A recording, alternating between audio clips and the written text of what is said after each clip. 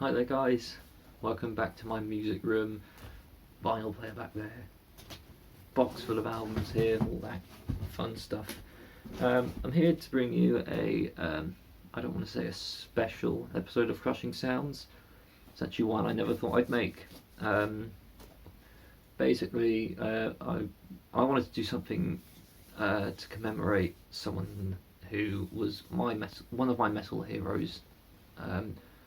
If you haven't heard, the frontman, lead guitarist and main songwriter for the band Children of Bodom, Alexi, passed away, I believe at the end of 2020, but it only got made public, I think, just last week at the time of recording this video. I've made it very clear on Crushing Sounds, on previous Bloodstocks, that Children of Bodom, along with probably Slipknot, were one of the bands that got me into heavy metal in the first place.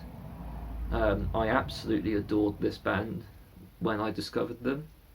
They were the first band where, after hearing them, I went out and bought every single one of their albums, just because I absolutely loved what I heard, and it completely changed me from the point I heard them to the point where I was like, I want to listen to heavy metal. I want to hear everything this band has.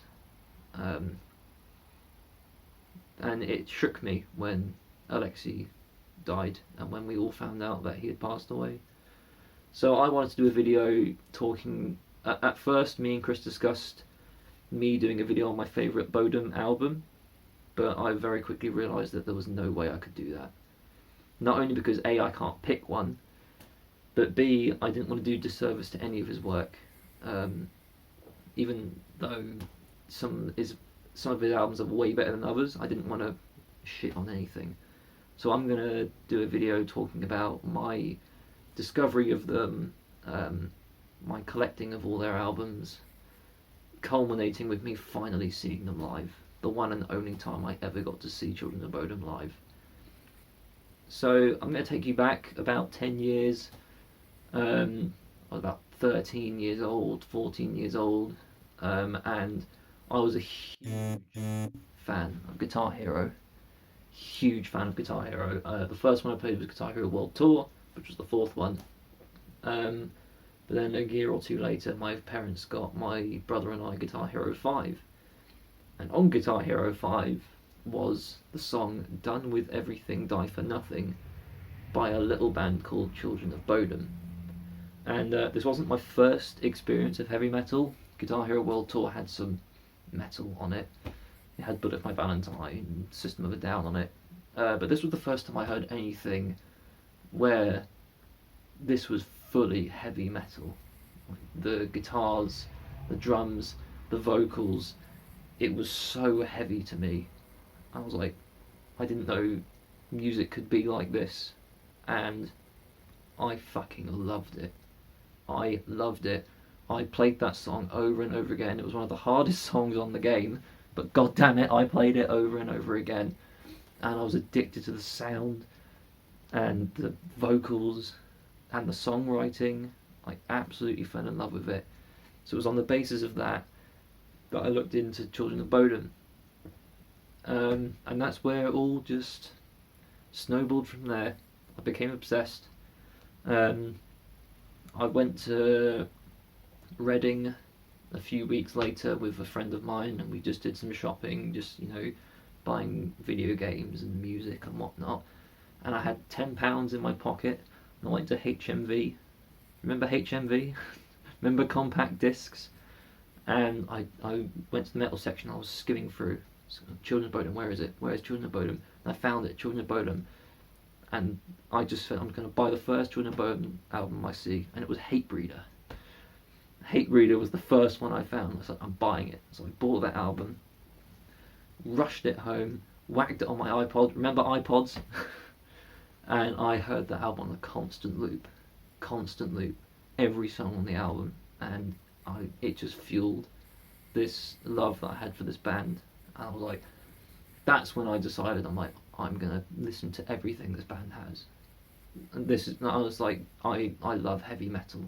That's when I was like, I love heavy metal. Around the same time, I discovered Slipknot, but this was when I was like, this is what I want to listen to.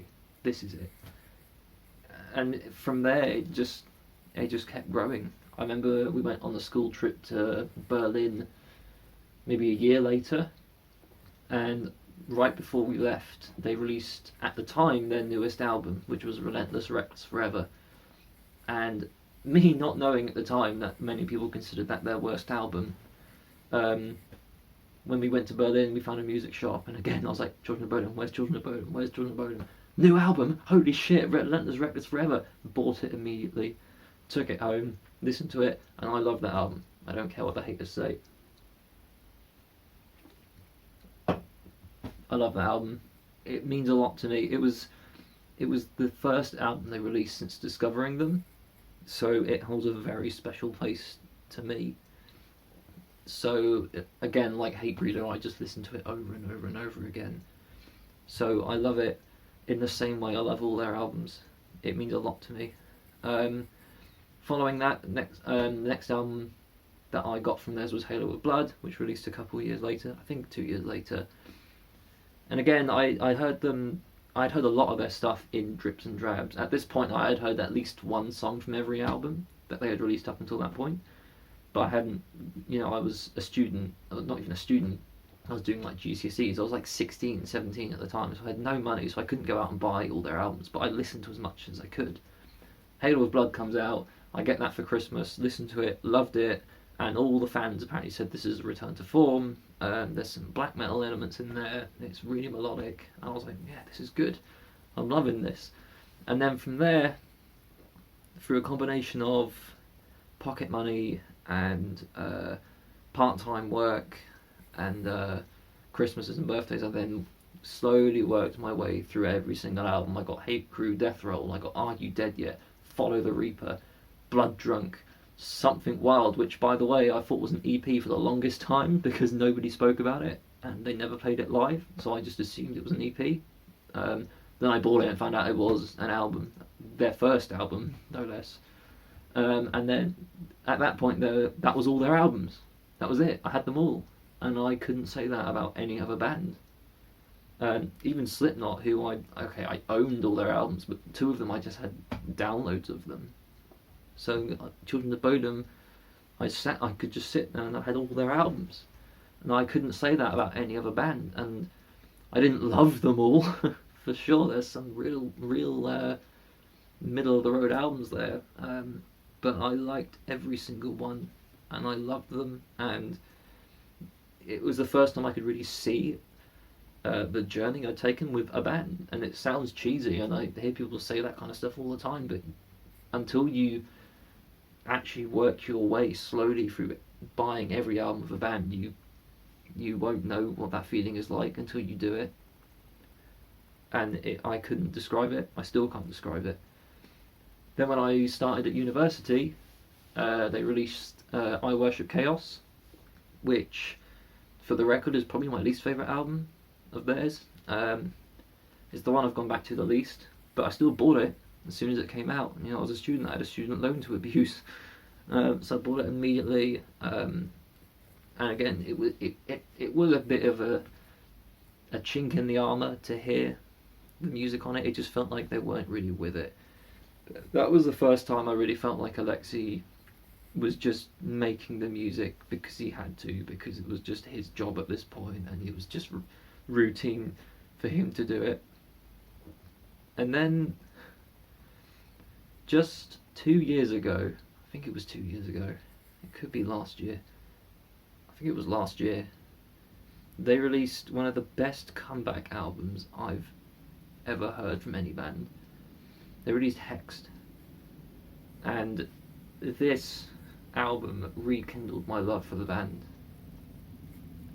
I can't describe how much I love this album. It's one of the best melodic death metal albums I've heard in the last 5 years.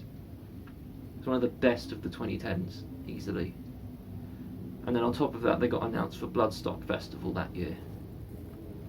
And I had never seen them live before, even though I'd been listening to them for 10 years at that point. I'd never seen them live. I had chances. They were opening for Megadeth, but that sold out. And then I had tickets to see Gojira on I think it was the 10th of March, it was like the day before my birthday, in London. And then a week later, Children of Bodom announced they were playing a gig on the same day at another venue in London. And I was so gutted. I was like, I can't. I love Gojira, I love Bodom, but I can't go to both.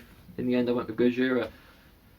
And then they got announced for Bodom got announced for Bloodstock. I was like, yes, Chris, we can see them. We can see Children of Bodom. It's the first time I'm ever going to see them. This is amazing. We saw them.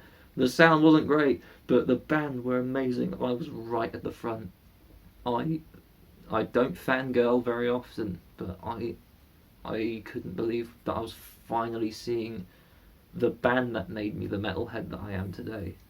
It was such an incredible experience. Just to see Alexi and the rest of the guys just on stage there. Like the songs that I grew up on, and well, part of my journey as a musician and a metalhead was all of my teenage years I was listening to Children of Bodom, and to finally see them live was incredible. Then Children of Bodom split, and I was devastated. I was devastated to hear they split. I couldn't believe that this band that I loved had turmoil and all the other members left, and it was just Alexi left on his own with the new guitarist. And they had to form their own band called Bodom After Midnight, which I would have fully supported. It's still Alexi. Like, he is Children of Bodom. If he was in the new band which he formed, it still would have been the essence of Children of Bodom. So I would have loved it. They were gearing up for this new album, and then he passed away at the end of 2020, and that's it. There was no build-up. Apparently he had underlying health conditions which he'd been suffering from for the last few years, but there was nothing to the public eye which instigated that his time was coming to an end. And then all of a sudden it came to an end, and that's it. There'll be no more music from Alexi. So yeah, sorry about the depressing tone that this video was taken, but I wanted to make it. I wanted to express my love for this man and the work he's done and the bands he played in and the albums he's put out, where I would not be the musician and the metalhead that I am if it wasn't for this band and this guy and the music he put out. Just some of the most incredibly well-crafted melodic death metal that I've ever heard. He's easily one of the best guitarists of all time, and I will fight anyone who claims that he isn't. And yeah, I think just listen to their albums, play them loud, buy them, share them, do what you have to do. Just appreciate one of the best heavy metal musicians of our time, and God knows I'm going to be blasting them for many years to come. So again, sorry for the depressing turn that took, but I felt like I wanted to make that video. Hope you all have a good new year. Stay safe when not out of this yet, and keep Children of Bodom and the rest of heavy metal playing as loud as you can. Fucking rock on. Here's to Alexi. Grab a drink and cheers to the godfather of melodic death metal.